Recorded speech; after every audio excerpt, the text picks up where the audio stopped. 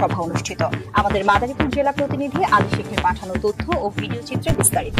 মাদারীপুর জেলাধীন রাজৈর উপজেলার ইশিবপুর ইউনিয়ন পরিষদ কার্যালয়ের চেয়ারম্যান, মেম্বার ও কর্মকর্তা কর্মচারীগণের সমন্বয়ে জন্ম ও মৃত্যু নিবন্ধনের ওপর ফলো আপ সভা অনুষ্ঠিত হয়। উক্ত সভায় সভাপতিত্ব করেন জনাব মোহাম্মদ মুশাররফ মোল্লা, চেয়ারম্যান, ইশিবপুর ইউনিয়ন পরিষদ।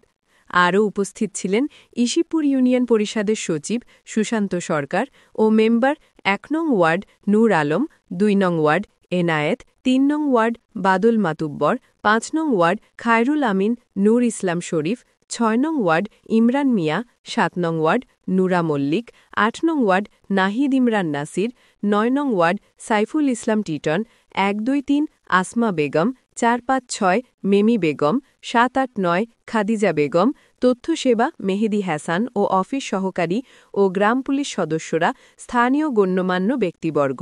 ২১ অক্টোবর ২০২৫ রোজ মঙ্গলবার সকাল ১০ ঘটিকায় ইশিবপুর ইউনিয়ন পরিষদ কার্যালয়ে সভাটি অনুষ্ঠিত হয়। আয়োজনে ইশিবপুর ইউনিয়ন পরিষদ, রাজৈর, মাদারীপুর।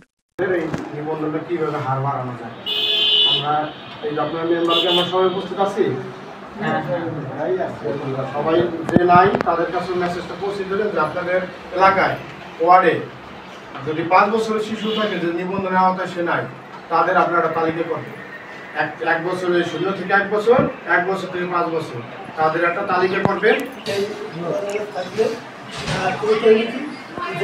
পরিচয়পত্র দেয় না, এটা তো ওই ১০-২০ টাকা ঘুরিয়া পরিচয়পত্র নেবে, সেটা অনলাইনে দেবে, এটা কিন্তু পকেট দেবে না।